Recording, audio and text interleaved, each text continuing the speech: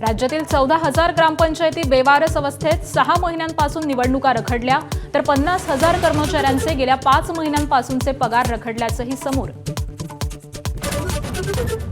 नाशिकमध्ये बिनविरोध निवडणुकीचे महायुतीचे प्रयत्न अयशस्वी.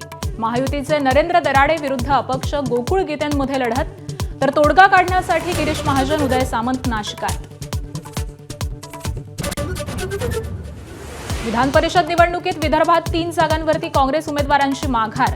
भंडाऱ्यात दिलीप बनसोड, चंद्रपुरात शैलेश कुमार अग्रवाल आणि यवतमाळमध्ये साहेबराव कांबळेंनी माघार घेतल्यानं पक्षाची कोंडी, तर अद्याप माघार घेणाऱ्यांवरती कोणतीही कारवाई नाही. नवनीत राणांनी घेतली सुनेत्रा पवार, पार्थ पवारांची भेट, तर काल मुख्यमंत्री फडणवीसांचीही चर्चा. राष्ट्रवादीच्या कोट्यातील राज्यसभेची उमेदवारी मिळवण्याचा प्रयत्न सुरू असल्याची माहिती. मुंबईत टोरेस घोटाळा पुन्हा नव्यानं सुरू. वेबसाईट आणि ॲपच्या माध्यमातून ठेवी परत करण्याची स्वप्न दाखवून लुबाडण्याचा प्रयत्न. पोलिसांकडून वेबसाईट ॲप बंद करण्याच्या हालचाली. आमिषाला बळी न पडण्याचं पोलिसांचं आवाहन.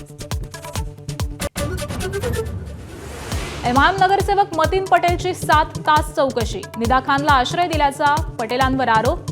निदा खान केलेल्या मदतीची दिली एसआयटी अधिकाऱ्यांना माहिती. अमेरिकेचे अध्यक्ष डोनाल्ड ट्रम्प यांची भारताबाबत पुन्हा बडबड. भारतानं अमेरिकेचा फायदा घेत अनेक वर्ष खूप धन कमावलं, मात्र आम्हीही टाईप डाऊन बरंच कमावलं, ट्रम्प यांचं वक्तव्य. श्रेयस अय्यर होणार भारतीय T20 क्रिकेट संघाचा कर्णधार.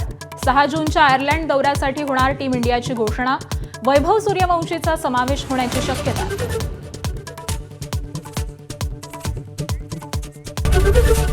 एबीपी माझा, उघडा डोळे बघा नीट.